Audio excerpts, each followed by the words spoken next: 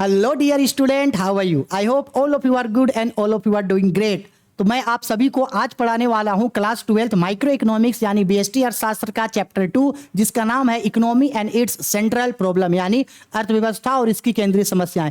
हिंदी और इंग्लिश दोनों में मैं आप लोगों को पढ़ाऊंगा, हर चीज डिटेल में पढ़ाऊंगा जिससे इस चैप्टर का एक एक क्वेश्चन, एक एक टॉपिक, एक एक पार्ट आपको पूरे तरीके से कॉन्सेप्ट जो है वो अच्छे तरीके से समझ में आ जाए। एक्सप्लेनेशन होगा, इंपॉर्टेंट क्वेश्चन होगा, एक एक पॉइंट, और जहां ग्राफ समझाना है वहां ग्राफ समझाऊंगा, हर एक चीज को डिटेल्ड में समझाऊंगा जिससे इस चैप्टर का आप एकदम मास्टर बन जाओगे। और आप लोग ये जो बोलते हो इकोनॉमिक्स समझ में नहीं आता, इकोनॉमिक्स हार्ड होता है, ऐसा कुछ नहीं है। मैं आप लोगों को एक एक पार्ट पढ़ाऊंगा, ना सिर्फ इकोनॉमिक्स का बल्कि कॉमर्स का बाकी सारा subject, accountancy, BST, ETP, English, BMT, ये सब भी अगर आप पढ़ना चाहते हैं तो उसके लिए चैनल को सब्सक्राइब करके टेलीग्राम चैनल को ज्वाइन कर लेना, उसका लिंक नीचे आपको मिल जाएगा। चलो अब समय नहीं गवाते हैं और स्टार्ट करते हैं हम लोग आज का चैप्टर पढ़ना। तो बेसिकली ये जो भी चीज मैं आप लोगों को पढ़ा रहा हूं, मैं अपने तरफ से एक बुक हमेशा प्रेफर करता हूं इकोनॉमिक्स के लिए, वो है ये बुक एसबीपीडी पब्लिकेशन का। मुझे ये बुक जो है वो काफी पसंद है, हिंदी और इंग्लिश दोनों में ही जो है ये बुक आता है। ठीक, चलो तो बेसिकली आज हम लोग लेसन 2 पढ़ने वाले हैं। भाई लेसन 2 का नाम क्या है? अर्थशास्त्र एवं उसकी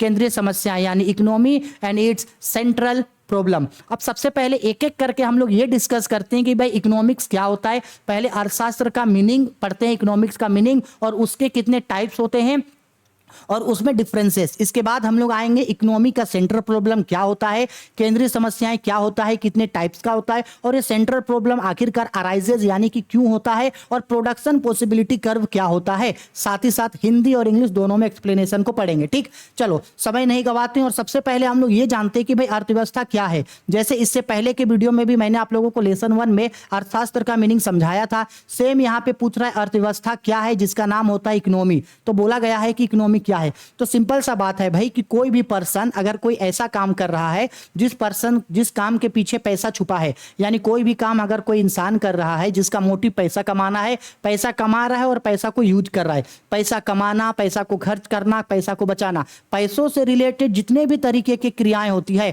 पैसों से रिलेटेड जितने भी तरीके का एक्टिविटीज होता है, इनकम कमाना, इनकम को एक्सपेंडिचर करना मतलब खर्चा करना, इनकम को सेविंग करना, इनकम इनकम इनकम, हर जगह पैसों के बारे में यानी इकोनॉमिक एक्टिविटीज के बारे में पढ़ना ही इकोनॉमी कहलाता है, कुछ नहीं। इकोनॉमी क्या है? तो इकोनॉमिक एक ऐसा सब्जेक्ट है जिसमें हम लोग इकोनॉमिक एक्टिविटीज के बारे में पढ़ते हैं। ठीक है, और किसी भी देश को चलाने में लिए, किसी भी देश को मतलब अच्छे से चलने के लिए जो है वो इकोनॉमी का होना बहुत ही ज्यादा जरूरी है। हम सभी लोग, हर एक इंसान इकोनॉमी एक्टिविटी को करते हैं क्योंकि इकोनॉमी एक्टिविटी को करने से ही जो है लोगों के पास इनकम आता है, लोगों के पास पैसा आता है, जिससे वो अपने living of standard of living यानी कि अपनी जीवन शैलियों में जो है वो सुधार करते हैं। हर व्यक्ति हर दिन हर समय कोई ना कोई आर्थिक क्रिया करता है, इकोनॉमिक एक्टिविटी करता है।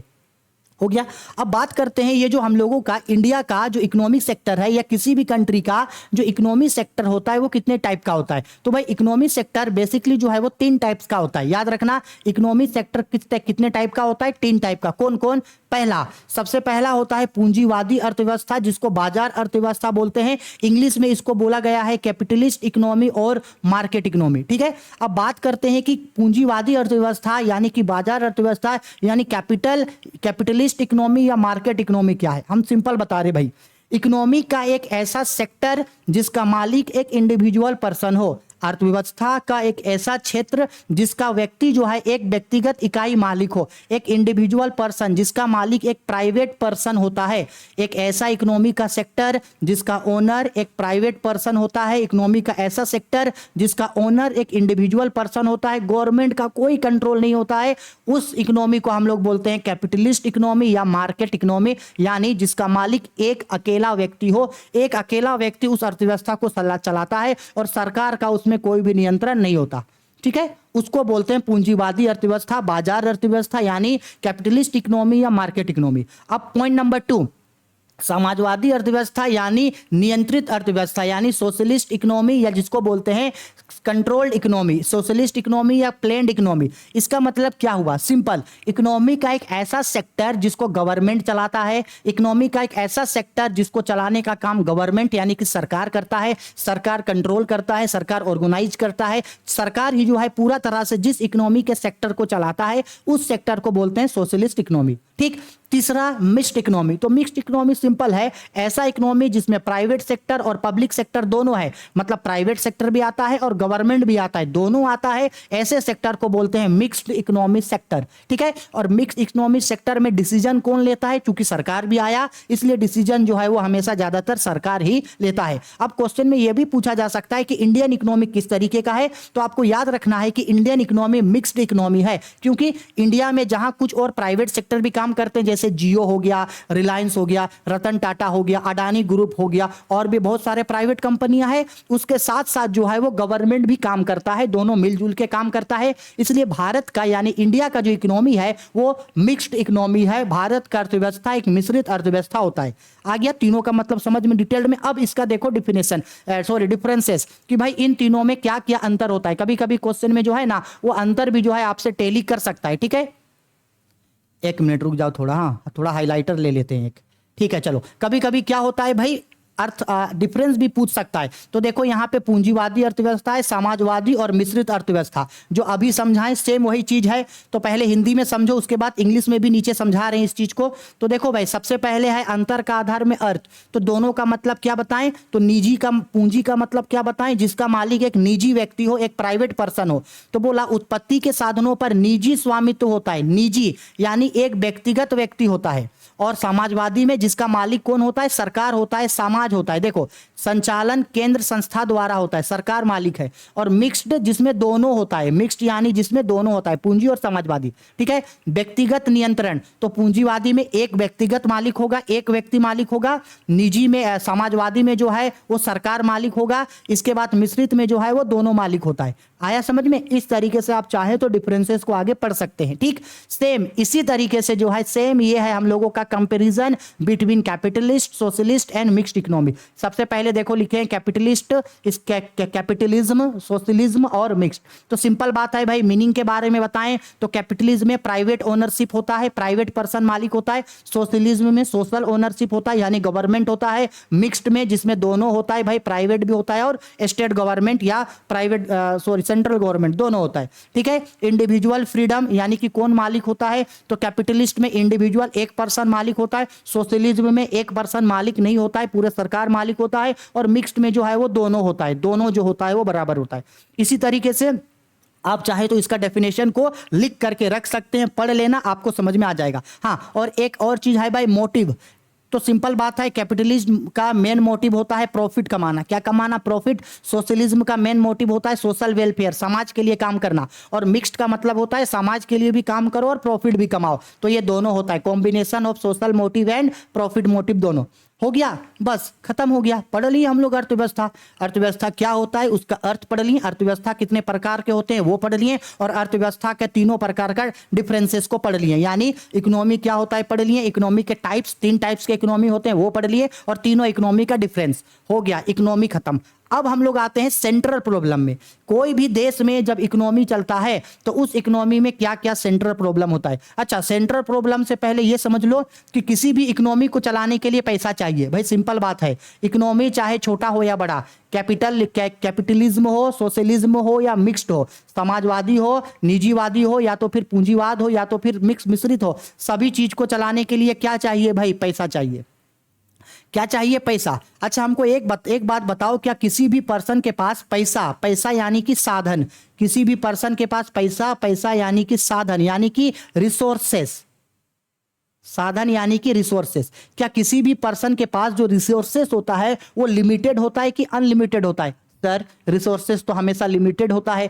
हर किसी पर्सन के पास रिसोर्सेस लिमिटेड होता है, यानी कि पैसा कम है और लिमिटेड रिसोर्सेस है, और उस लिमिटेड रिसोर्सेस से ज्यादा प्रोडक्शन करना है। लिमिटेड रिसोर्सेस है लेकिन वांट्स जो है वो ज्यादा है। सिंपल सा बात है, हम सभी व्यक्ति के पास पैसा कम होता है, सभी व्यक्ति के पास, मेरे पास, आपके पास, आपके मम्मी पापा के पास, आपके घर में सभी लोगों के पास पैसा क्या है? लिमिटेड है। लेकिन हम लोगों का जो वांट्स है वो वांट्स बहुत सारा है। पैसा कम है लेकिन हम लोग चाहते बहुत कुछ है। चाहते हैं हम लोग मोबाइल खरीद ले, चाहते हैं टीवी खरीद ले, चाहते हैं स्कूटी खरीद ले, चाहते हैं कार खरीद ले, चाहते हैं बंगला खरीद ले, चाहते हैं ये खरीद ले, वो खरीद ले। बहुत सारा हम लोगों का वांट्स है, लेकिन उन वांट्स को पूरा करने के लिए जो पैसा है वो हम लोगों के पास लिमिटेड है। अगर हम लोगों के पास लिमिटेड रिसोर्सेस है और उस लिमिटेड रिसोर्सेस से हमको ज्यादा से ज्यादा चीजों को खरीदना है, कम संसाधनों से अधिक वस्तुओं को अगर उपभोग करना है, कम संसाधनों से अगर अधिक से अधिक चीजों को खरीदना है, तो हमको सबसे पहले ये सिलेक्ट करना होगा कि हम अपने पैसे को किन किन चीजों में खर्चा करेंगे। जब किसी व्यक्ति के पास धन कम है, आय का साधन कम है, और लेकिन उसका चाहत जो है, उसका इच्छा बहुत सारा है, तो उस समय उसको चयन का समस्या करना पड़ेगा। पैसा कम है और आपको पैसा उन्हीं चीजों पे खर्च करना पड़ेगा जिस चीज को आप खरीदना चाहते हैं। तो इस समय आपके पास प्रॉब्लम होगा, प्रॉब्लम ऑफ सिलेक्शन। इसी सिलेक्शन ऑफ प्रॉब्लम को हम लोग आर्थिक समस्या यानी इकोनॉमिक प्रॉब्लम बोलते हैं। इकोनॉमिक प्रॉब्लम कुछ नहीं है, जब कोई व्यक्ति अपने सीमित संसाधनों से अधिकतम वस्तुओं का उपभोग करना पड़ता है, तो उस समय उसको चयन का समस्याओं से गुजरना पड़ता है। इसी समस्या को ही आर्थिक समस्या कहते हैं, और इस समस्या को हर कोई फेस करता है। हम भी फेस करते हैं, आप भी फेस करते हैं। आज सेम ऐसे हुआ, ठीक है, आज मेरा बर्थडे है, ठीक है, आज मेरा बर्थडे है 2 अक्टूबर, आज मेरा बर्थडे है।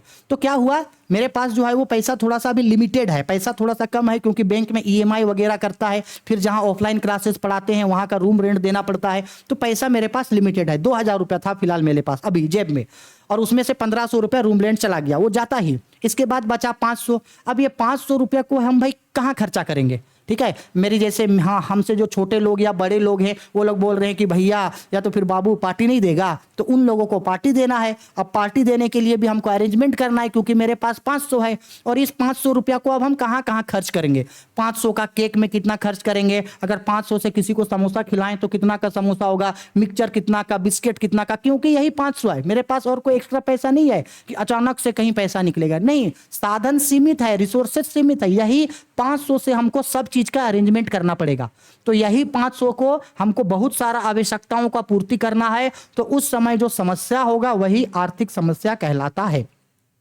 आ गया समझ में, याद रखना इस चीज को, ठीक है। तो उसी चीज का देखो यहाँ पे भाई डेफिनेशन भी यहाँ पे लिखा गया है, ये देखो अगर आप पढ़ना चाहें तो। आर्थिक समस्या मूलतः चुनाव की समस्या है, यानी economic problem is basically on problem of choice. और यहाँ पे जो है नीचे में जो है उसका डेफिनेशन अभी जो हम आप लोगों को समझाएं वही बोल रहा है। आवश्यकताएं असीमित और साधन सीमित होते हैं। सीमित संसाधनों के वैकल्पिक उपयोग होने के कारण इन संसाधनों एवं असीमित आवश्यकताओं के बीच एक संतुलन बनाने का प्रयास किया जाता है, और इसी प्रयास से चुनाव की समस्या उत्पन्न होती है कि भाई ये सामान खरीदेंगे या वो सामान खरीदेंगे। इसे ही मुख्यतः या मूलतः चुनाव की समस्या यानी कि आर्थिक समस्या कहते हैं। आया समझ में। सेम इंग्लिश में भी सेम वही बोला। इकोनॉमिक प्रॉब्लम क्या है, वांट्स आर अनलिमिटेड, वांट्स बहुत सारा है, wants are unlimited, desire are unlimited, and resources are scarce, और लिमिटेड रिसोर्सेस क्या है, लिमिटेड है। Due to alternative uses of limited resources, efforts and made to create balance between unlimited wants and limited resources। जब unlimited wants और limited resources के बीच आपको selection करना होगा, बैलेंस बनाना होगा, तो उस समय आपको एक प्रॉब्लम से गुजरना होगा, that is called problem of choice. और प्रॉब्लम ऑफ चॉइस को ही इकोनॉमिक प्रॉब्लम कहते हैं, और इससे हर इंसान इसका सामना करता है। हम आप हर कोई इसका सामना करते हैं इकोनॉमिक प्रॉब्लम का, ठीक है। आया समझ में। अब देखो इस चीज को इकोनॉमिक्स से कंपेयर करते हैं। अब इस चीज को समझना, उदाहरण के लिए किसान के पास 1 एकड़ भूमि है, एक किसान है जिसके पास 1 एकड़ भूमि है। साधन के रूप में भूमि सीमित है, साधन के रूप में यानी किस खेती करने के लिए उसके पास 1 एकड़ ही जमीन है। 1 एकड़ जमीन जो है वो लिमिटेड है, रिसोर्सेज जो है वो लिमिटेड है, जिसके अनेक वैकल्पिक प्रयोग हैं। अब वो उस भूमि में जो है वो बहुत सारा यूज कर सकता है, जैसे भूमि पर गेहूं उगाया जा सकता है और अथवा गन्ना, या तो वो भूमि वो जो जमीन है उसमें या तो वो गेहूं उगा सकता है या गन्ना यानी कि ईख। किंतु सीमित भूमि पर दोनों फसलें एक साथ नहीं उगाई जा सकती। लेकिन वो जो 1 एकड़ जमीन है उस एकड़ में आधा एकड़ में दोनों यूज नहीं कर सकते हैं, क्योंकि बहुत कम यूज होगा, दोनों में से एक ही चीज को यूज करना होगा। तो अब उसको चुनाव करना होगा, अब उसको सिलेक्शन करना होगा कि भाई वो कौन सा फसल को उगाएगा। यही समस्या को उसको क्या कहते हैं, चुनाव की समस्या। इसी को आर्थिक समस्या कहते हैं।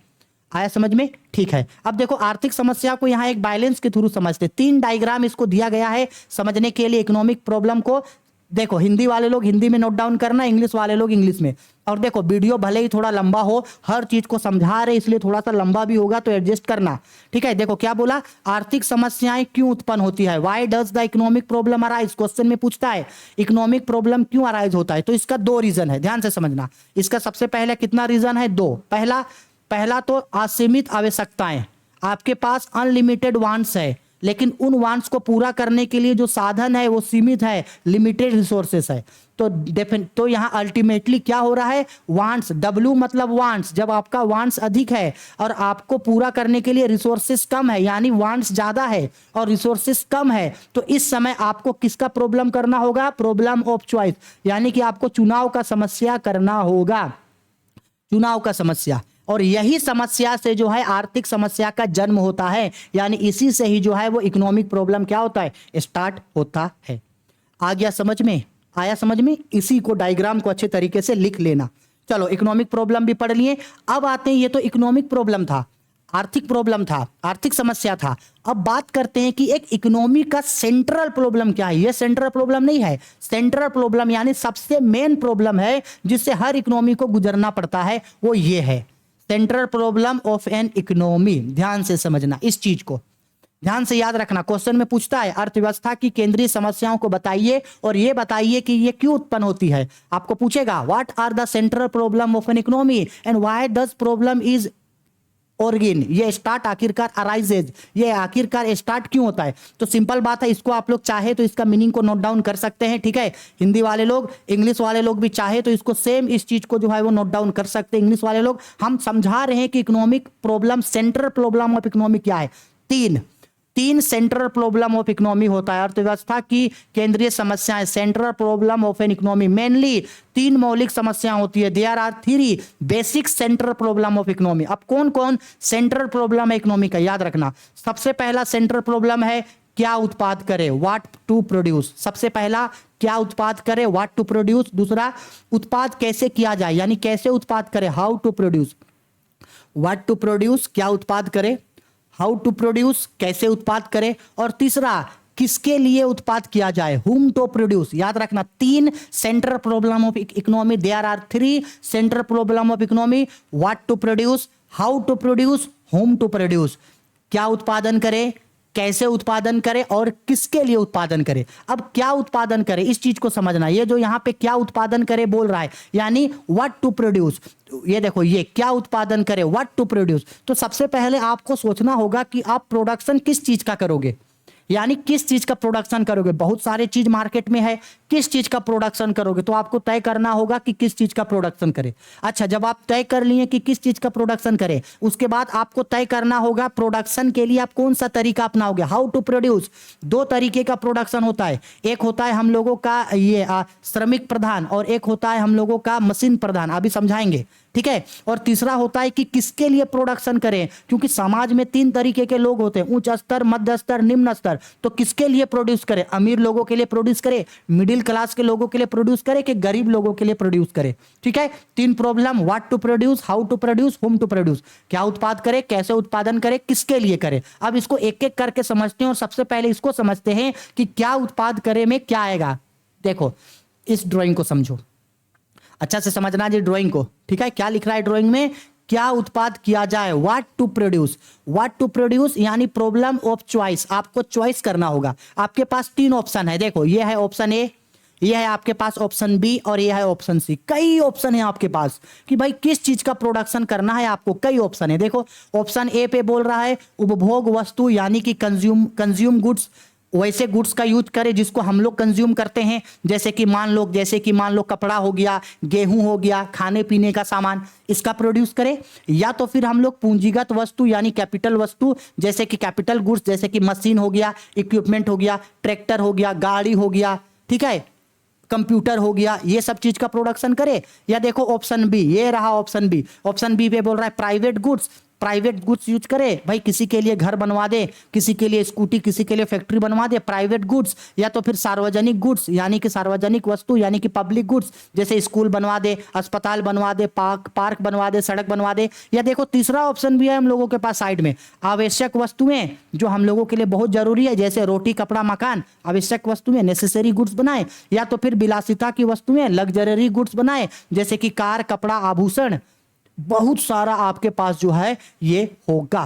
ठीक है, व्हाट टू प्रोड्यूस प्रॉब्लम में आया समझ में। ठीक है, हिंदी इंग्लिश दोनों में लिख लेना आप लोग। इसके बाद आते हैं हम लोग, व्हाट टू प्रोड्यूस हो गया। अब दूसरा पॉइंट, हाउ टू प्रोड्यूस, कि आखिरकार प्रोड्यूस हम लोग कैसे करेंगे। तो याद रखना, उत्पाद कैसे किया जाए, हाउ टू प्रोड्यूस। इसमें दो चॉइस होगा, दो तरीका होगा प्रोडक्शन करने का। किसी भी फैक्ट्री के अंदर जब प्रोडक्शन होता है तो दो तरीके का, पहला श्रम प्रधान तकनीक, most important labour incentive techniques, और दूसरा पूंजी प्रधान तकनीक यानी कि कैपिटल इंसेंटिव टेक्निक। अब बात करते हैं कि पूंजी प्रधान तकनीक और आपका श्रम प्रधान तकनीक और पूंजी प्रधान तकनीक क्या है, एक बार में समझा दे रहे हैं। सपोज कर लो कि अगर आपको प्रोडक्शन करना है, दोनों को समझो, अगर आपको प्रोडक्शन करना है और अगर आप प्रोडक्शन करने के लिए लेबर्स को लगा रहे, आप जो है वो मशीन नहीं लगा रहे हैं, प्रोडक्शन करना है, प्रोडक्शन करने के लिए सपोज कर लो आप लेबर लगा रहे हैं। जैसे कि सपोज कर लो कि आपको जो है वो कपड़ा का फैक्ट्री खोलना है, कपड़ा बनाना है, तो कपड़ा को सीने के लिए, कपड़ा बनाने के लिए आप लेबर्स रखें, कई सारे लेबर्स रखे। सपोज कर लो आप 10,000 लेबर्स को काम पे लगाए हैं। कितना लेबर को? 10,000 लेबर को। अब इन 10 लेबर्स से ही आप काम करवा रहे हैं, कोई भी मशीन, कोई भी इक्विपमेंट आप कुछ नहीं लगाए हैं। आप क्या कर रहे हैं भाई, नॉर्मली जो है आप लेबर को लगा के काम करवा रहे हैं। ठीक, और दूसरी ओर आप लेबर को नहीं लगाएं, लेबर के जगह आप क्या लगाएं, मशीन्स को लगाए हैं, मशीनरी को। लेबर के जगह आप क्या लगाए हैं, मशीनरी को लगाए हैं। ठीक है, 10,000 लेबर को ना लगा करके लेबर के जगह जो है आप 5 से 10 मशीन लगा दिए। ठीक है, अब क्या होगा, जब लेबर के बेस पे काम करवाते हैं, श्रम के बेस पे काम करवाते हैं, तो वो श्रम प्रधान तकनीक है, यानी लेबर इंसेंटिव टेक्निक्स, यानी कि लेबर को सेंटर में रखे, लेबर्स के थ्रू काम करवा रहे हैं। जो भी प्रोडक्शन करना है, जो भी काम करना है, सब लेबर से करवा रहे हैं। और दूसरा कैपिटलिस्ट या कैपिटल इंसेंटिव टेक्निक, यानी कि लेबर को नहीं लगाए, मशीन को रखे, मशीन को लगे, टेक्नोलॉजी को रखे, इक्विपमेंट को रखे और उसके द्वारा प्रोडक्शन करवा रहे हैं। ठीक है, तो वो मशीन हुआ। अब ध्यान से समझना, लेबर इंसेंटिव टेक्निक्स में चूंकि लेबर को काम पे लगा रहे हैं, तो यहां पे क्या होता है, कैपिटल जो होता है, कैपिटल हमको अधिक लगता है, पूंजी अधिक लगेगा। क्योंकि भाई 10,000 वर्कर्स को अगर काम करवा रहे हैं, 10,000 मजदूरों को काम करवा रहे हैं, तो क्या उन लोगों को मजदूरी नहीं देना होगा? बिल्कुल देना होगा, मजदूरी देना होगा उन लोगों को, तो पैसा ज्यादा लगेगा, बिल्कुल लगेगा। लेबर इंसेंटिव टेक्निक्स में जो कैपिटल का जो खर्चा होता है वो अधिक होता है, और जबकि मशीन इंसेंटिव में यानी कि कैपिटल इंसेंटिव में क्या होता है, कैपिटल जो है वो कम लगता है, पूंजी जो है वो क्या होता है, कम लगता है। नॉर्मल बात है भाई, 10,000 लेबर का पेमेंट नहीं करना है, मशीन है, मशीन का मेंटेनेंस का ही खर्चा लगेगा।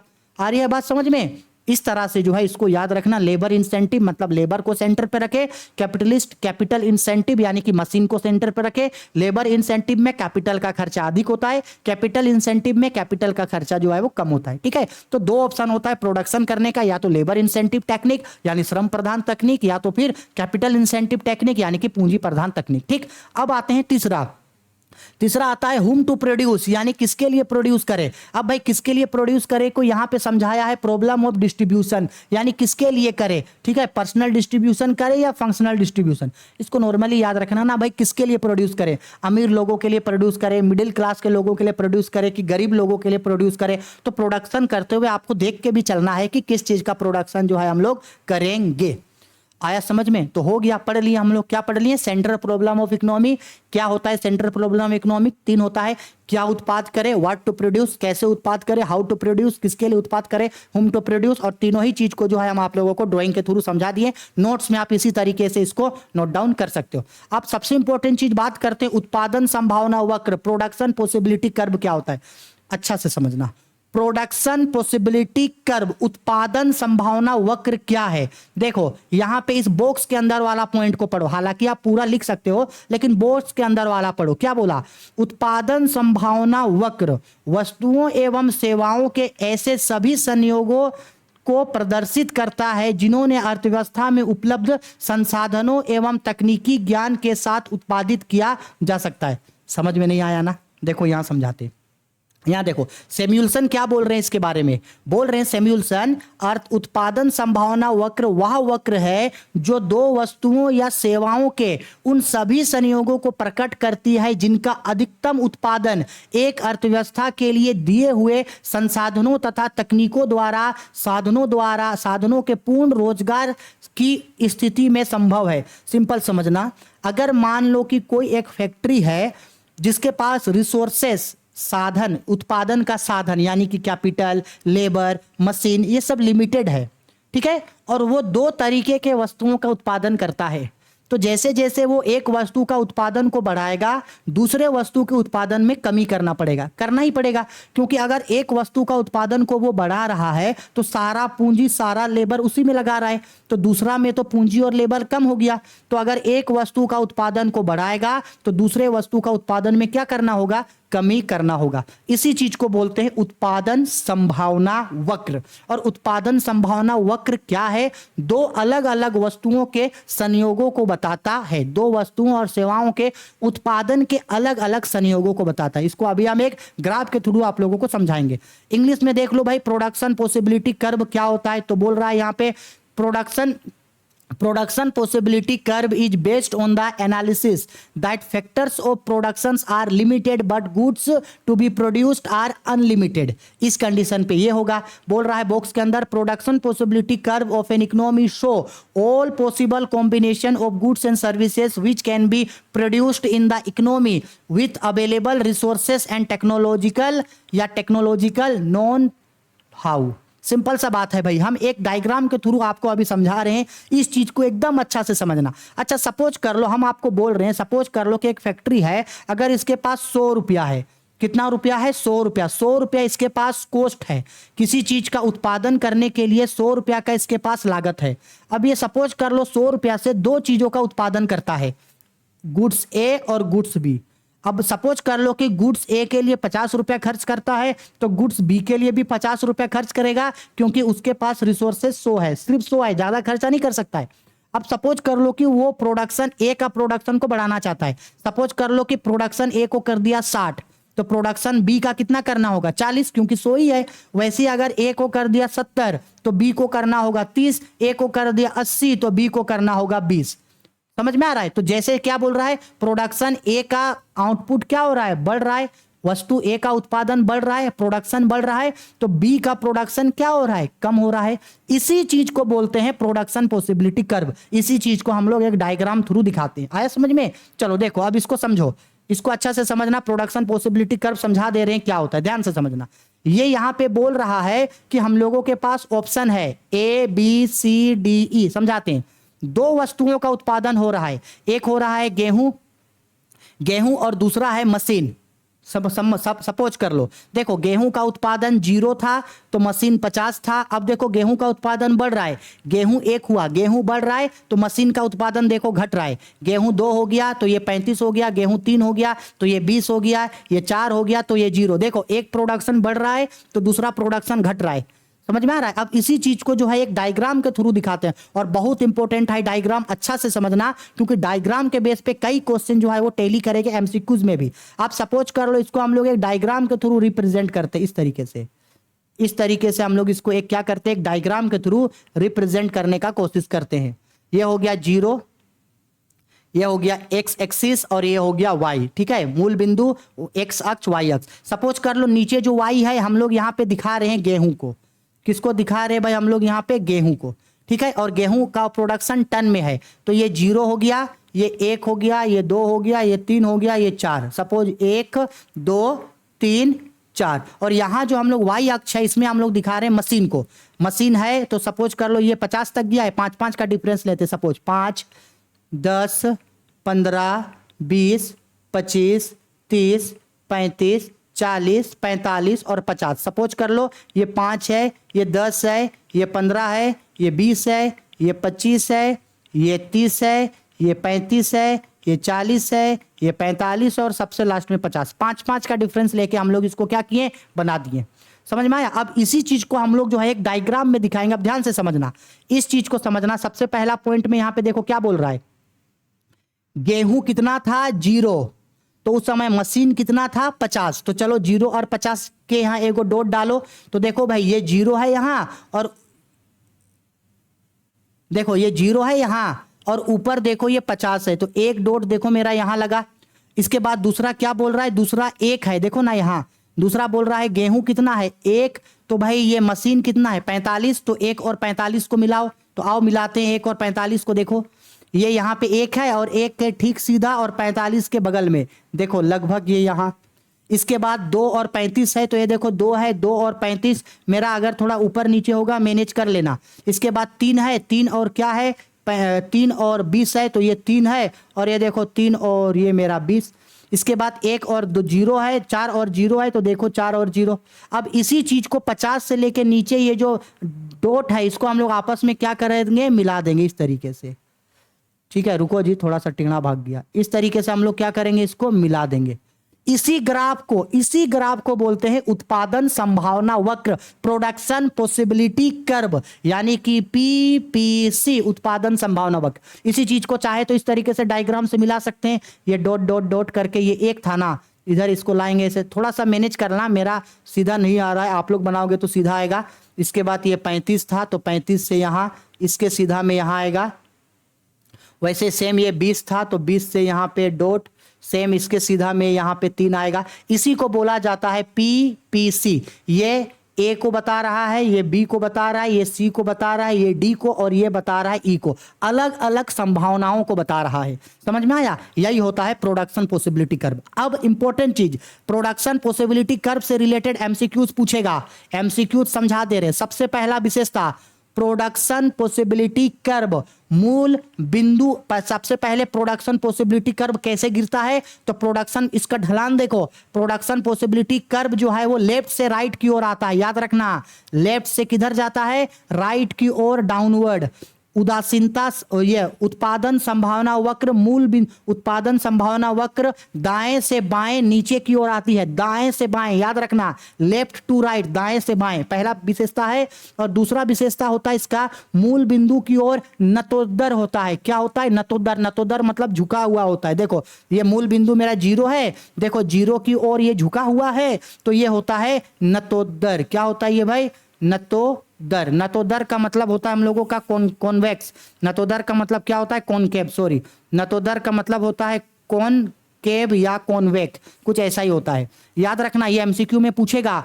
उत्पादन संभावना वक्र मूल बिंदु की ओर क्या होता है, नतोदर होता है, यानी कि झुका हुआ होता है। मूल बिंदु की ओर नतोदर एमसीक्यू में पूछेगा।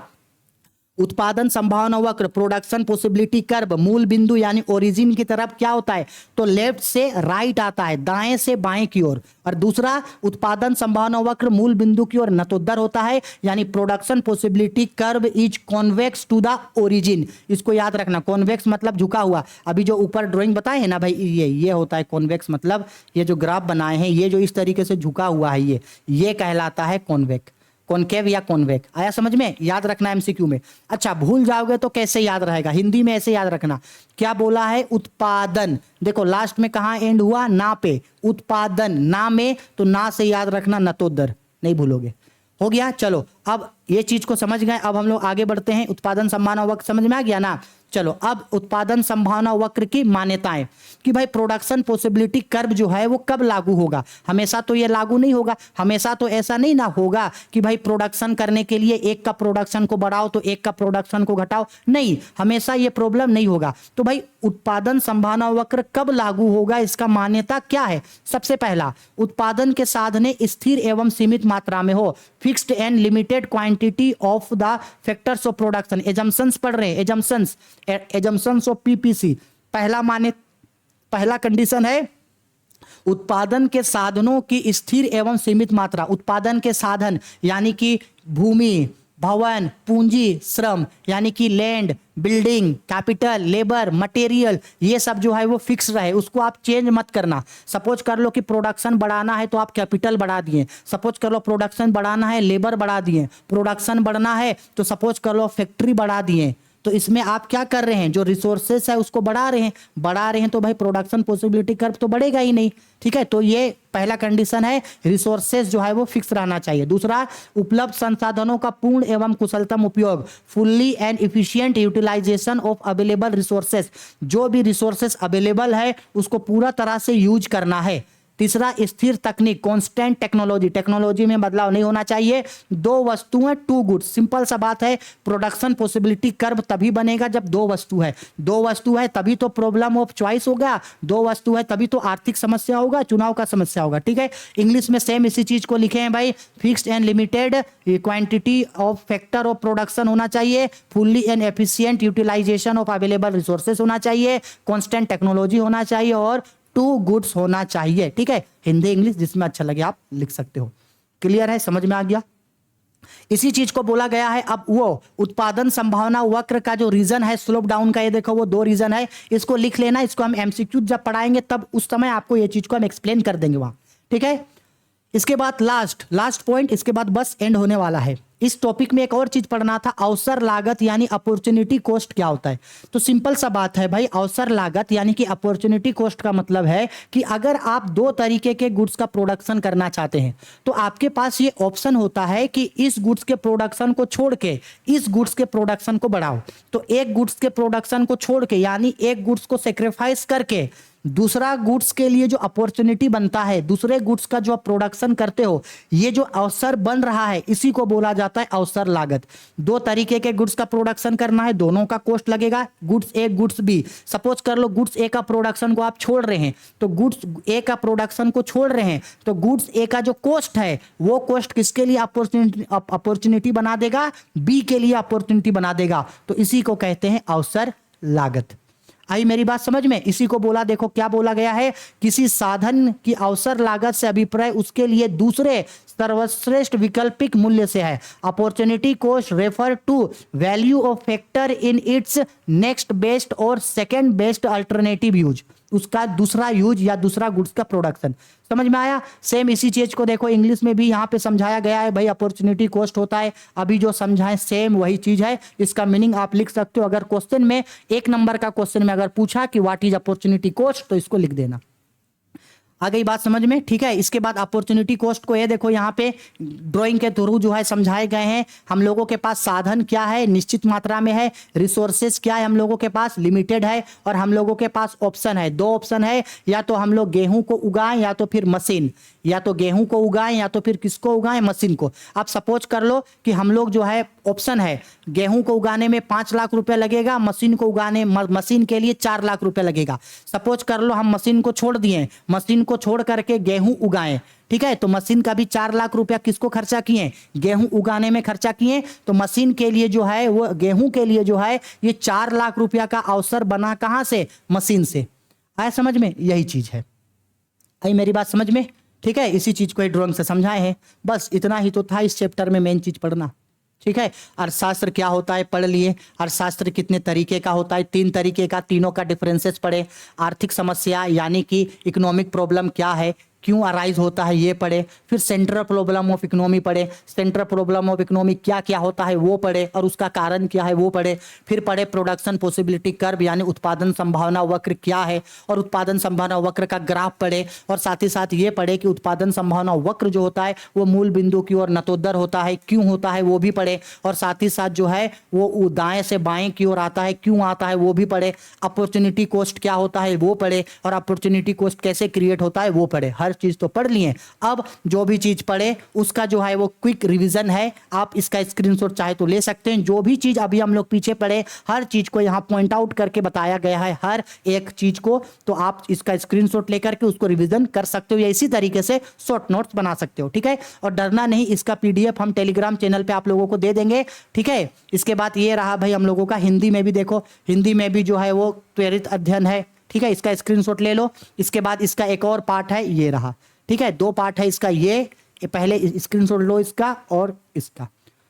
हो गया, इतना ही तो था। इसके बाद इस चैप्टर का एमसीक्यू बचता है। अब इस एमसीक्यू को हम लोग जो है नेक्स्ट वीडियो में हिंदी इंग्लिश दोनों में ही जो है एमसीक्यू को समझा देंगे।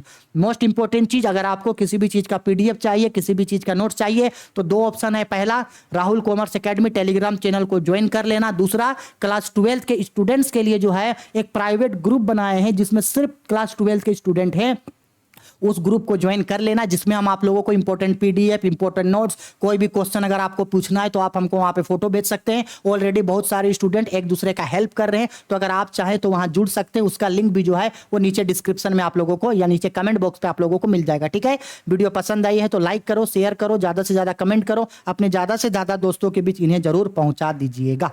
ठीक है, इसके नेक्स्ट वीडियो में इसका एमसीक्यू हम लोग करेंगे और ऐसे ही करके एक एक करके जो है वो सारे सब्जेक्ट को जो है हम लोग या चैप्टर बाय चैप्टर हर चीजों को हम लोग पढ़ेंगे। ठीक है, चलो बाय, टेक केयर।